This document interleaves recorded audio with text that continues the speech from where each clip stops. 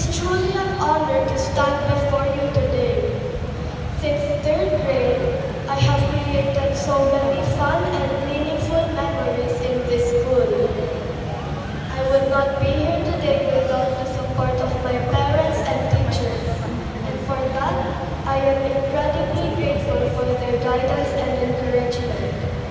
I would like to express my heartfelt thanks to the teachers who believed in every single student, even when we sometimes doubted ourselves.